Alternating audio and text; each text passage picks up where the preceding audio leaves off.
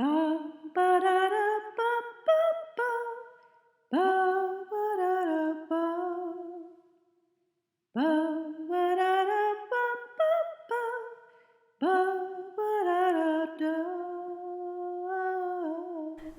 Pratik and Hello. welcome to Strängnäs Möter. Okay, thank you. Och välkommen till Sverige och Strängnäs. Tack så mycket. Yeah. You moved from Bombay Mm.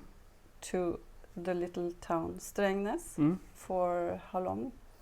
I came here to be precise on July 27th, 2016. 2016. Mm. So 4 years. Yeah, it'll be 4 years in July 2020. Okay. Mm. And why? Why?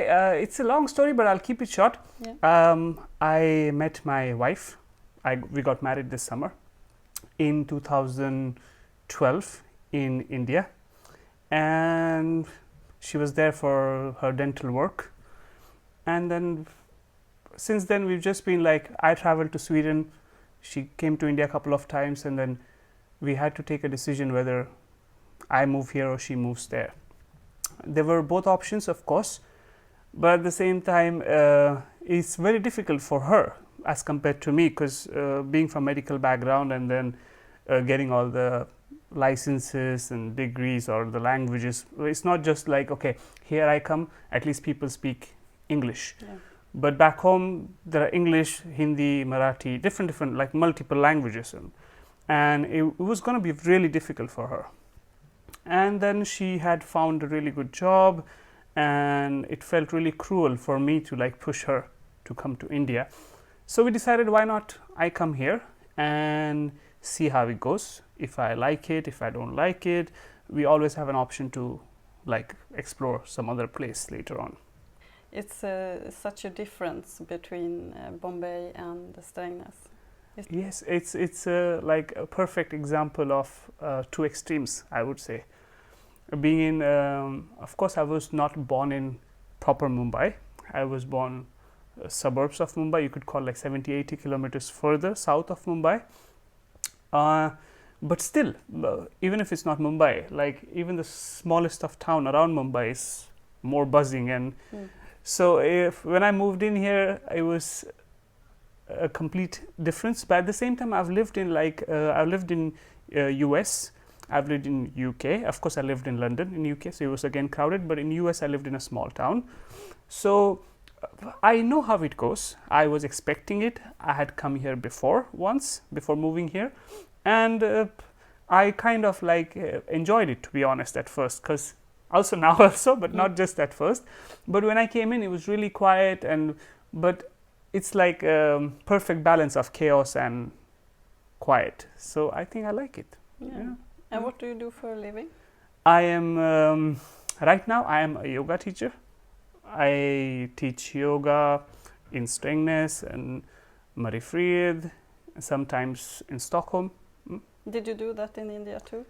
No, I did not. From my academic background, which I'm a master's in business administration, and I always thought, okay, when I come here, I would apply for jobs, and I always knew that the language is going to be challenged, that everything here is in the business language, is in Swedish, especially my forte, which is business, has to be in local language, which is fair.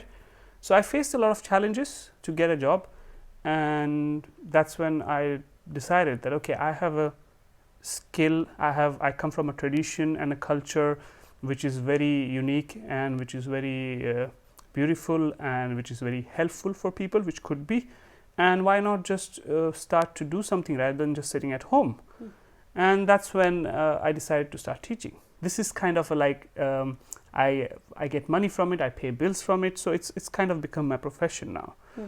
You never know in future, but I enjoy it. I like it when I get nice feedback from people, and it's been fun so far. Yeah. And can you see yourself live here forever? Forever, you never know.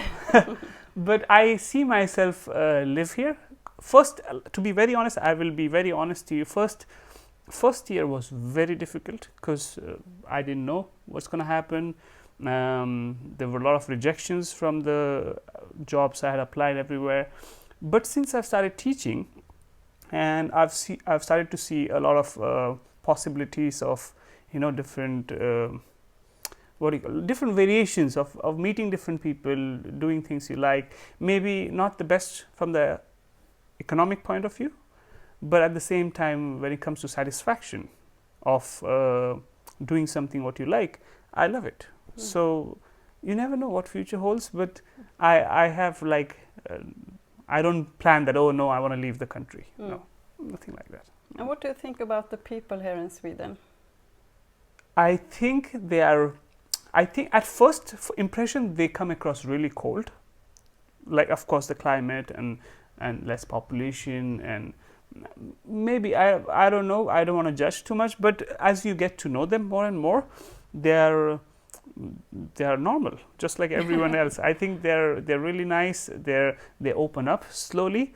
They take time. Like they take time to let you in.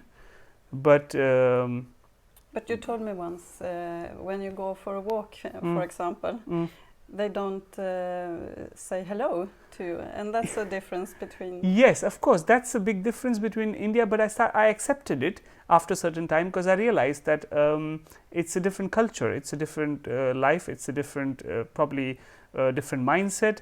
Back home, it's really, people are really warm. The culture is different, and then we all say hi, hello to even strangers, and a lot of eye contact, and body language is different. Here, I think even the eye contact is a bit considered as weird, that if you make an eye contact.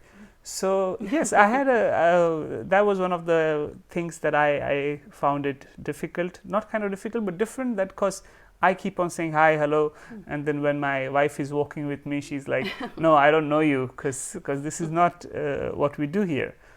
But I think I like it, and most of the people now say hello back to me when I say it. So in India, you can stop a total stranger and start a conversation. Yes, absolutely, and they will stop and talk to you for. Maybe from there you go somewhere to drink tea together. You make friends instantly on the street, unless he's in rush or she's in rush going to work or something. But it's very different, and that's nice, I think. Yes, I think it's really nice, and that's what I'm saying. That when I came here, it was a different sides, and to find a balance is it's what I'm striving for. That okay, maybe I don't want to go and talk to every single person on the street, but I'm someone who likes to talk when I meet people, and it's better than just not talking. I feel. Are you feeling lonely here or something? I don't feel lonely, no, because I think there is a thin line between loneliness and solitude, and loneliness with a mixture of fear, anxiety, and stress. That's bad. But if you have a lone time with something to look forward to, consciousness, awareness, growth, some perspective, then you start to enjoy it. And I think that's where first year was crucial for me, because I didn't let that happen. That when I realized that soon there's going to be fear of what's going to happen, and I don't have a job, and anxiety and stress, I leaned on to something which I could use, and I could go out and meet people and use my skills basically, and that's how it helped me. And I think this is the way out. Yeah. And you have a yogi perspective on everything, on life and so on. So maybe it helps you a little bit with that. To be honest, I don't think of it as a yoga or a yogi perspective, but I think it's just it. After a while, it comes naturally to you. You don't feel that. Of course, there are so many things you do wrong, and so many things you know that okay, I could have done this better, handled it better, and everyone does that. But I think after a while, when you have so much time on yourself and you spend it on self-awareness and self-growth and self-improvement, then you have enough time to use it. And I think it kind of helped me a lot. The meditation and mindfulness and yoga and postures and getting to know myself better and go inside and then soak in all the contrast what I've received as compared to India. So it's helped me a lot, and that's what I'm trying to pass it on to people I teach. Have you found any place that you love more in the environment here? In the Strängnäs, you mean? Yeah, in Strängnäs. I love quite a lot of places. I like, to be very honest, I like this place. Of course, in both the weathers is nice, but in summers I go and sit there a lot. I don't know how do you say it, but once you walk this way, there's a small hill going up, like there are stairs which are like sideways going up, and then like this. By the water. Yes. Yeah. And then you go up, and then you go inside, and there's a bench to sit. And then you go further in, and there's even more you can go down and sit there. There's no bench, but nobody knows you're sitting there. So I find really like quiet there. And sometimes in summer I go and sit and read a book there. And there are people sitting behind on the bench. I can hear them. I can smell the smoke. I think that's the famous smoking spot for people, but behind. So I hear them, but they probably don't even know I'm sitting there. So I like that place. And of course, I like the place in front here, Bombay. Yes, where you have yoga sessions too in the summer. Yes, in the summer, I think it's the best place I could get. It's close to the apartment. Of course, it's close to the town. It's the perfect location. I think it's in every way it's the perfect place to do yoga. It's really, really nice, I can say. Yes. I hope you have it in this coming summer. Absolutely. And that the summer will be warm. Yes, absolutely. I mean, so I hope the weather, of course, is good, and it saves me some rent money. So yes, it's fun. Thank you, Pratik.